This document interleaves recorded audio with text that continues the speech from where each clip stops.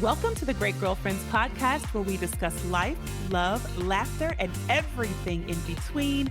I'm your host, Sybil Amuti, and I can't wait for you to hear all of the Great Girlfriend magic on today's show. So without further ado, grab something great to drink, grab your pen and your paper, and get ready for this week's episode. But for those of you that are new to the Great Girlfriend community, welcome.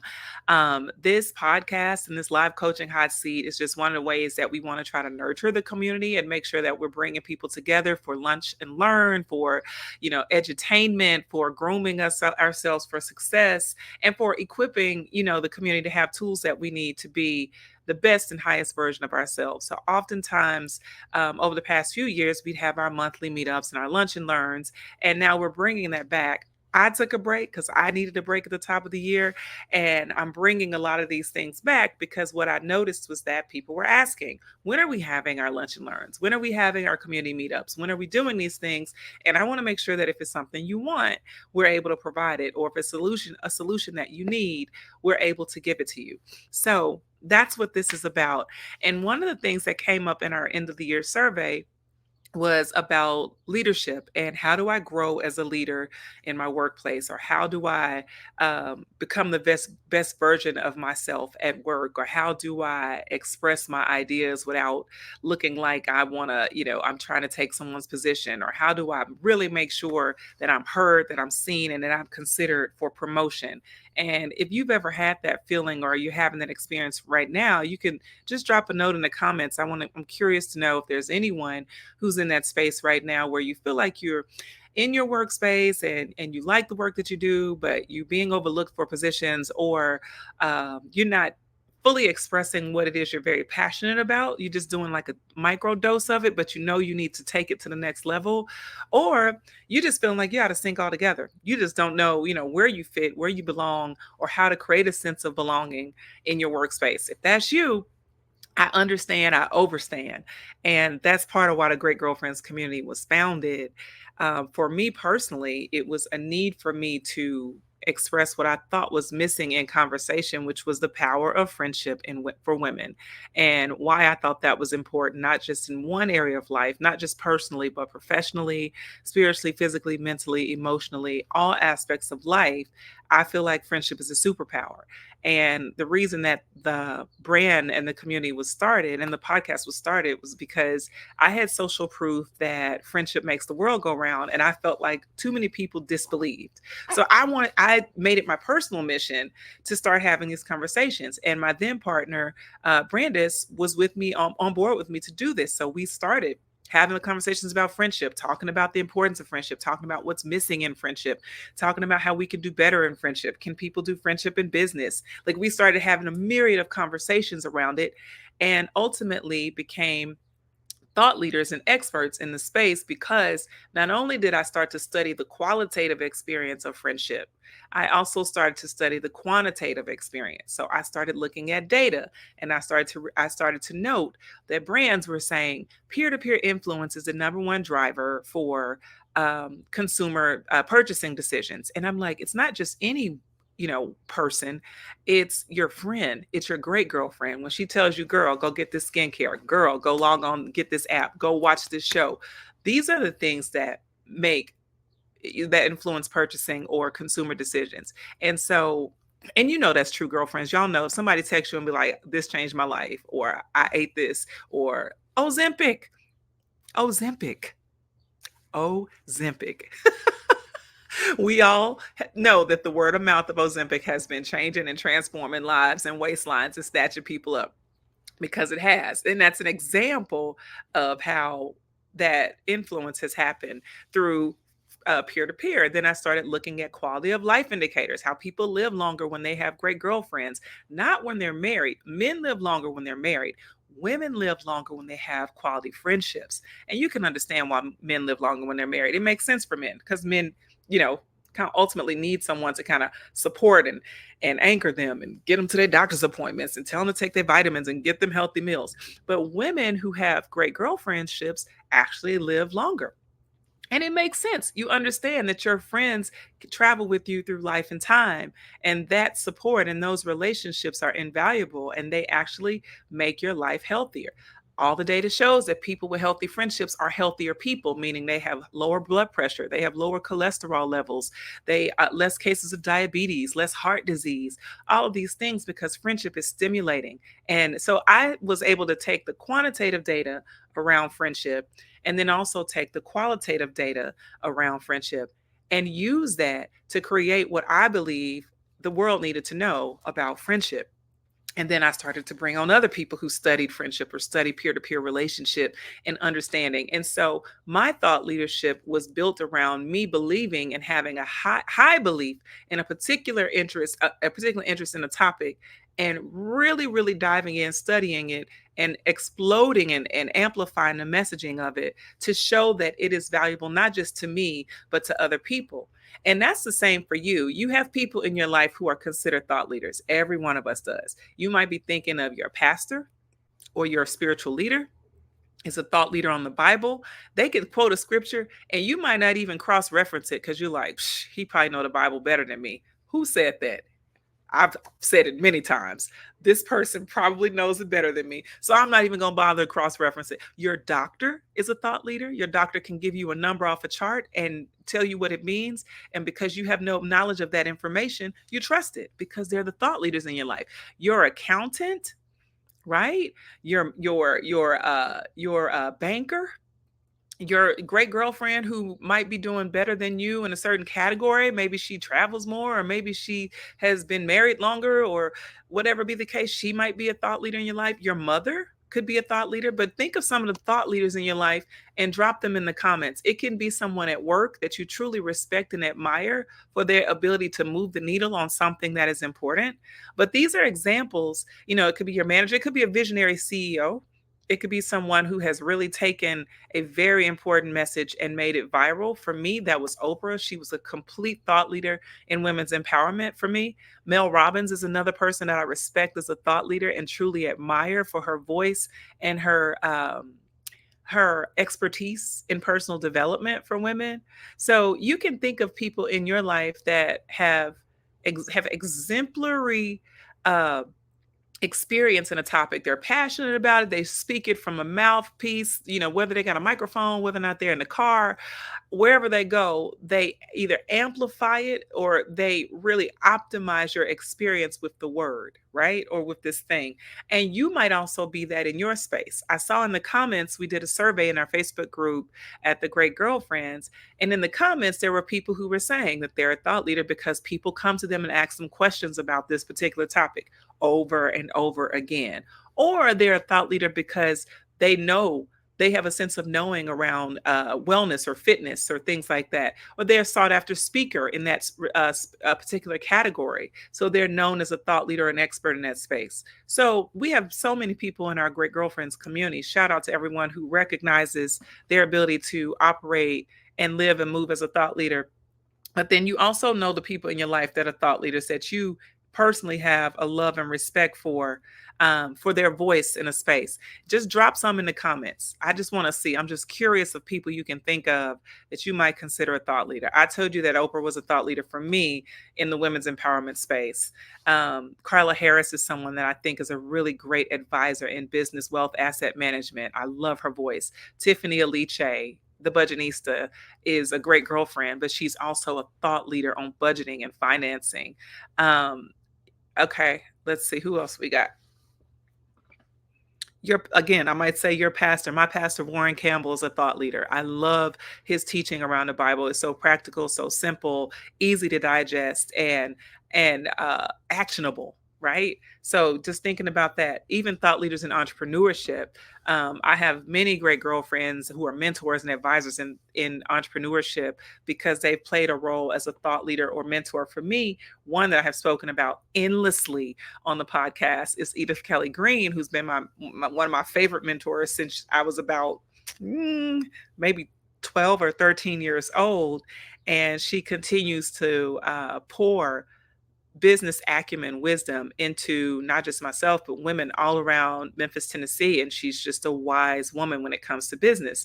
So there's a number of people in your life that are active thought leaders and influencers. So saying all that to say, You know them and you probably are one of them, but now how do you bring that to the workplace? How do you make sure that you are creating conversations and activating people around a certain topic or an area of expertise that matters to you? How do you make it matter to them? That's the big piece. Because so many times we think about things that are valuable at work, but we don't speak about them because we're like, ugh, maybe this is not the time or the place. It didn't come up in conversation, or you may not want to take on any more of a workload because you might feel like you're already burdened with the things that you're busy working on. So you find yourself kind of holding your voice back.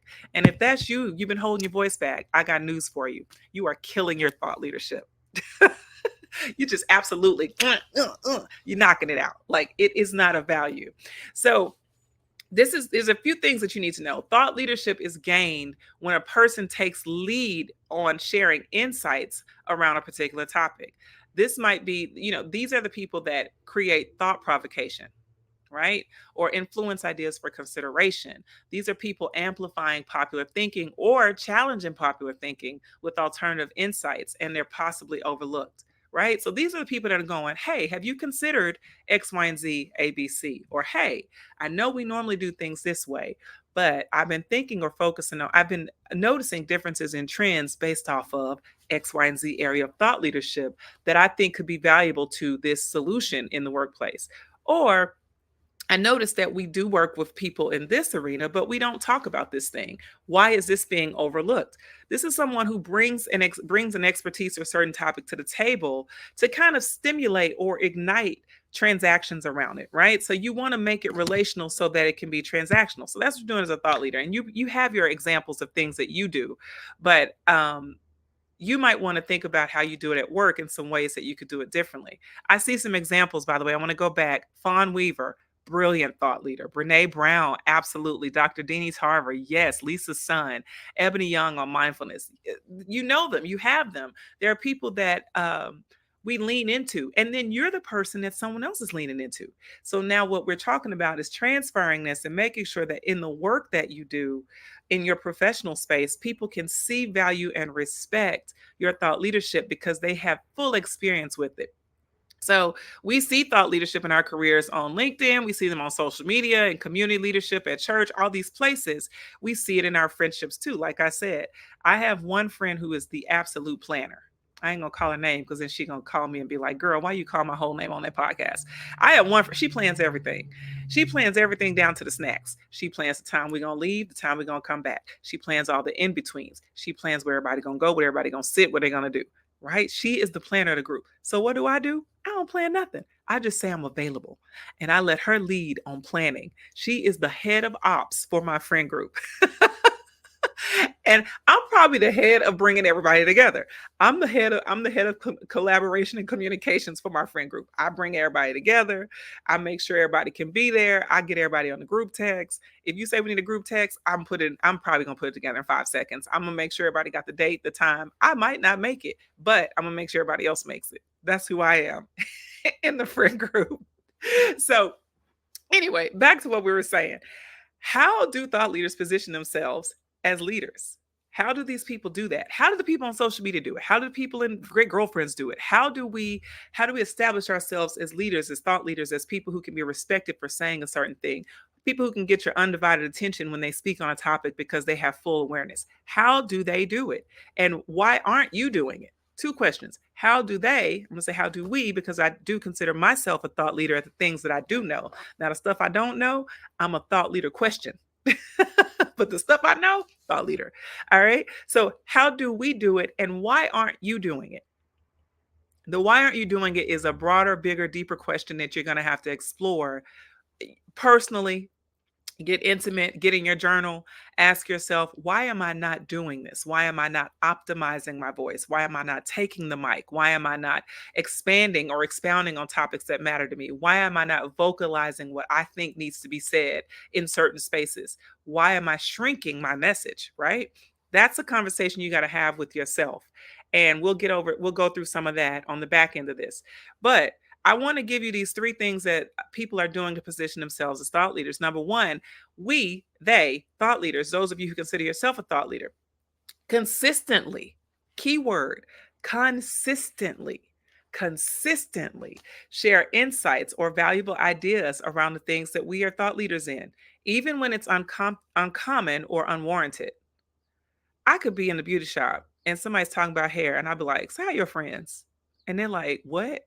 Yeah, I know. I bring up the topic everywhere I go because it matters everywhere I go.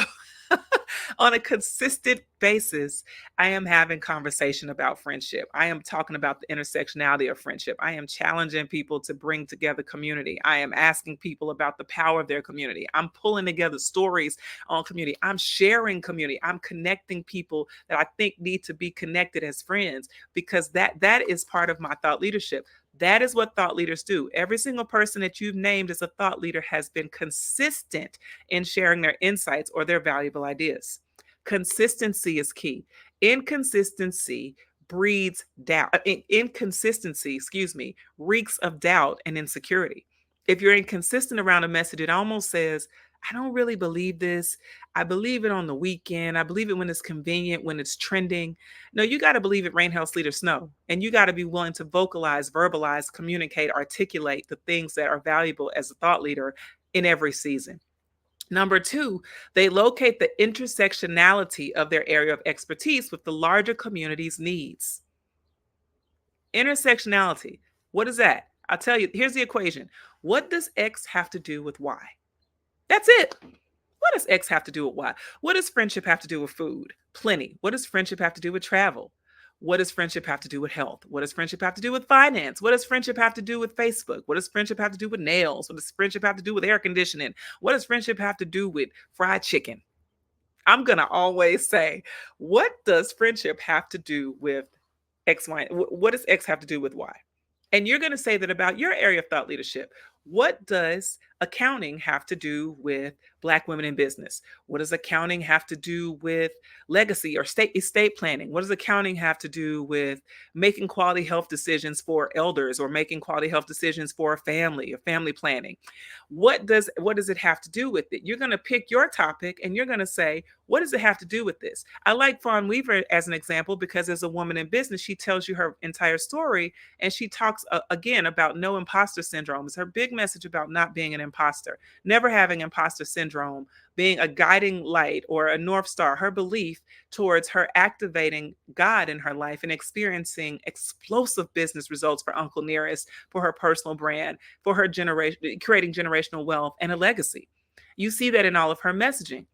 What does X have to do with Y? That's the question that you're always going to ask yourself as a thought leader. And you're always going to make sure that you amplify that because people might be overlooking the intersectionality. They might be going, what does friendship have to do with music? Plenty. Plenty. And Amerilis, yes, friendship has a lot to do with fried chicken. All right. So number one, they consistently share insights and values consistently. Number two, they locate intersectionality. What does X have to do with Y? Number three, they continually study or progress the interest of that topic from a small group to a larger, more vested interest where it begins to influence change. They start popularizing it. That's it.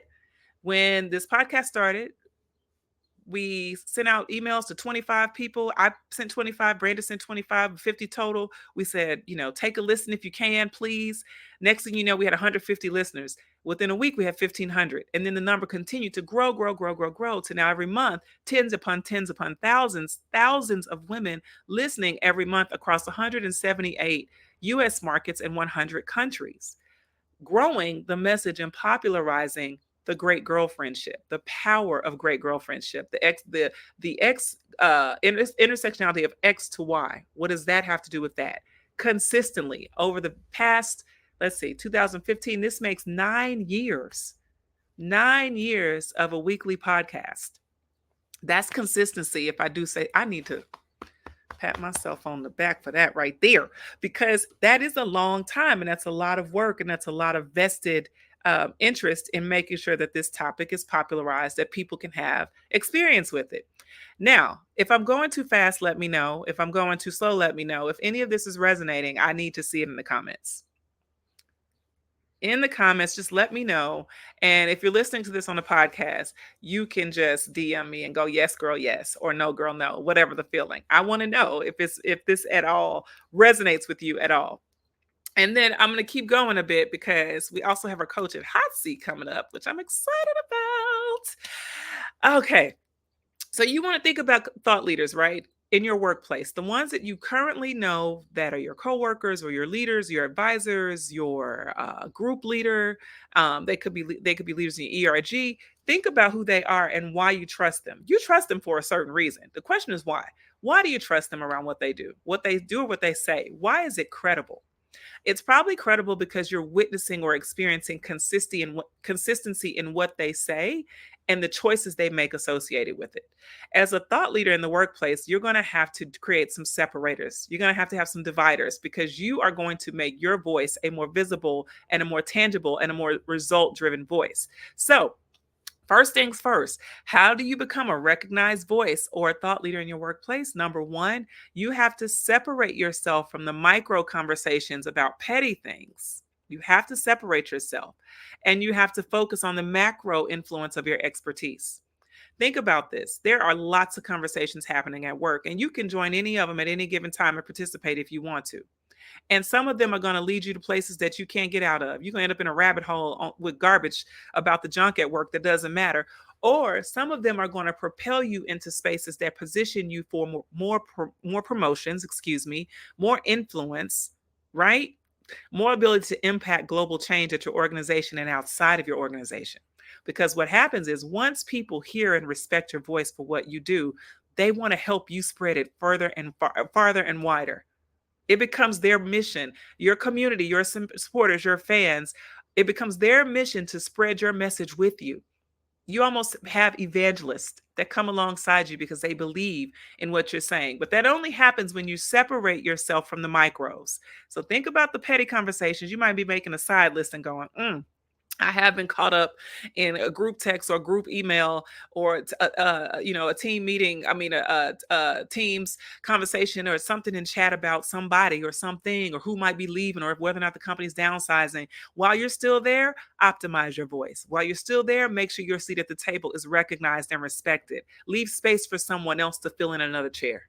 Right? Prepare the space so that you can own and have equity in what's taking place on a day to day basis. That's what you got to do. Separate yourself. Number two, quantitative and qualitative data. You can feel something in your heart of hearts, and that is wonderful to feel it and have an emotional and a mental and a spiritual experience with something. It's great to have data.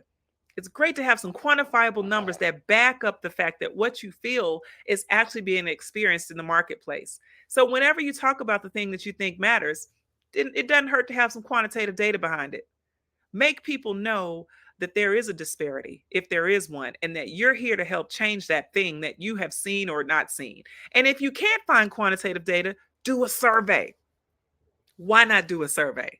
You can survey friends and family, you can survey coworkers, you can survey people on LinkedIn, you can survey on Facebook, you can survey anybody you want to survey in your church community, wherever you have a population that looks like your hypothesis. Survey, find out what's true, find out if what you're feeling or thinking or experiencing as a thought leader is real, and then bring that data back to the table. All right. Number three, skip the line. Skip the line. Don't wait for someone to call you to the table. Don't wait for someone to call and ask what you think. Don't wait for someone to ask you to write a white paper. Don't wait for someone to invite you into the meeting. Skip the line. Skip the line, skip the line, skip the line. What does that mean? Well, I'm telling you to walk ahead of the conversation. As someone who's a thought leader, you can oftentimes forecast consequence. You can see when something great's going to happen regarding to your area of expertise, and you can see when danger's on the horizon. As a thought leader, be the one who prepares the way. Skip the line and start the conversation. Start the conversation. And then slowly gather the people that are starting to take interest or experience or really want to back up this conversation or this thought leadership that you have. But skip the line. Don't wait on someone who's already a thought leader to popularize something that's important to you. It's not important to them in the way that it's important to you. So you got to skip the line. You have to be the one to say, hey, I've been in a few meetings and this hasn't come up. So here's what I'm thinking. Or, hey, I'm starting a small little group. We're going to start discussing the intersectionality between X and Y, because I do think that this is going to affect this next product or this next decision that we're making at my level. Or, hey, I wanted to bring together a few thought leaders in this space because I do think it's important that we, as we project in this business or as we forecast what's coming, we look at boom, boom, boom. Let me know if that matters to you, if that resonates for you. I just gave you like a few little lines that you can use on your own, but skip the line. All right, number 4, locate your style of communication and max it out. Max it out. You have your own style of communication. I am incredibly verbal, as you have already noticed with 9 years of a podcast.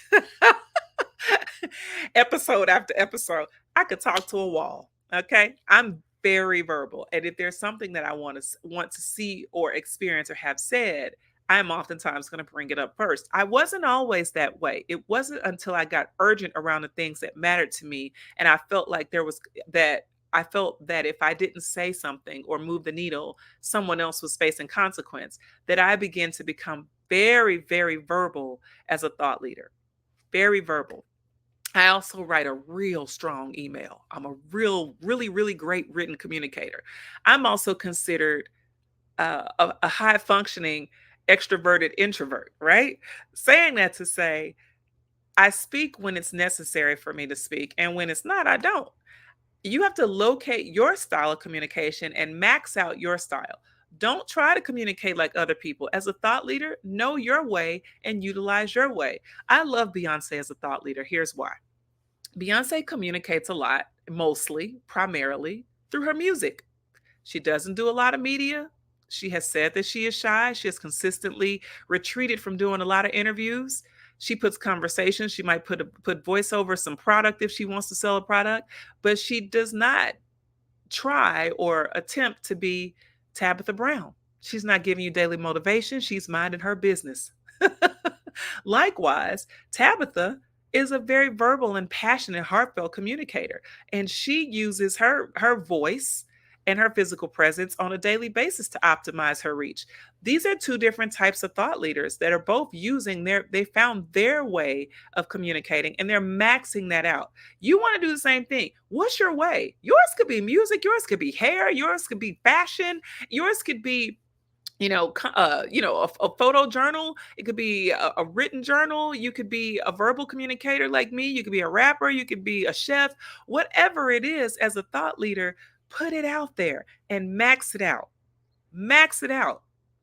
Trust me, it's welcome in your workplace. Creativity is always welcome. Creativity and innovation are always welcome. Even when you think they're not welcome, they are always welcome because everyone can appreciate and respect creativity and everyone can appreciate and respect change and innovation. All right. All right. Number 5, offer complimentary consultations around your area of thought leadership. Prove it. Build out your case studies. If you have a strong hypothesis around something, for me, I was like, I know for a fact that great girlfriendship is the key to optimizing wealth, key to optimizing health, influence, quality of life, all of these things. So what did I do? I went out on a quest throughout the podcast and beyond to find all of these success stories and bring them to the podcast or bring them to the conference or bring them to the Facebook community. But I'm constantly looking for ways to build out my proof of concept. And then once I get my proof of concept, I'm putting it on the forefront for people to see and for people to experience, or I'm offering a complimentary consultation. When I worked aggressively in brand strategy and when I was constantly consulting as a brand strategist and I felt like a brand didn't have a full experience with me, or maybe they thought, okay, she only does multicultural branding. I said, no. Let's do a brainstorm meeting. No charge. Let me just come to a meeting and let's just have a think tank. And after a think tank with me, you're going to know for a fact that I'm not just a thought leader for women in multicultural, or I'm a thought leader in lifestyle branding, and I have the capacity to expand the scope of the concept across any vertical, right? So I offer complimentary consultations. Now, this next one ain't going to be free, okay? But on the front end, you can get a free consultation. I'm gonna do something for free and I'm gonna show you what I'm capable of doing. I'm also investing in relationships and establishing relationships that are going to create more business or more space for me as a thought leader. Even as I go live on Facebook, you might say, okay, there's probably 8, 10 people. I don't know how many people watch it right now because I'm focused on the screen.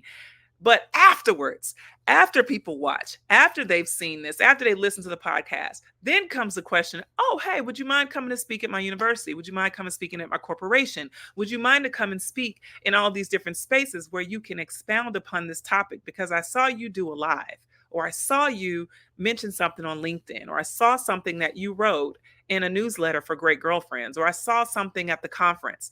Or I realized that if you did all of that, you're capable of doing something here. Can I invite you in? So that's what you want to do. Offer complimentary consultations. Every good drug dealer, and this is such an inappropriate reference, but every good drug dealer is going to give you some for free first. The next thing you know, you're scratching and itching, and it's going to come with a charge. Okay. I'm just saying. I'm saying, as a marketer, as a thought leader, someone who is optimizing the product experience, you got to know when you got to offer up something for free, complimentary consultation in exchange for long term relationships or opportunities to expound on your thought leadership. Last but not least, number 6, invite people who have experience working with you to write reviews. People need to review you. Don't just give that great idea out in a meeting and everyone love it and they walk away. I need 3 of y'all to shoot an email upward and let X, Y, and Z person, boss, know that you were in the meeting with me and that what I said was so profound, it shaped or transformed the way that you're going to face a strategy or a campaign or some type of workflow. Don't just let the dust settle in the meeting. And then you do it for other people. You make sure that you're paying it forward with a compliment, with a review to the next person's boss or the next person's lead. But always ask people if you enjoyed that experience, if you really liked what I said in the last X, Y, and Z, if you thought that was wonderful, please write a review for me. Write to celebrate me with an accolade. Like, give me a public round of applause, something that I can eat off of, that my kids can eat off of, that I can share with the next girlfriend or I can share in the workspace. But do that at work. If you led a meeting and it was amazing, pull 2 people to the side and say, hey, can you do me a solid? I'm making sure that everybody understands this thing that I'm passionate about. Would you mind just emailing or dropping a note saying how amazing that this meeting was and that you look forward to more of these from me? Or I'm looking to expound more in this space. Can you do me a favor? Would you mind just asking for me to lead more meetings in this particular area? You can do that. And listen, if they aren't able to write it, don't worry, because the next time you drop a bomb meeting and the next time it's flying amazing and wonderful, somebody else will do it for you. And then you know who not to write reviews for after that.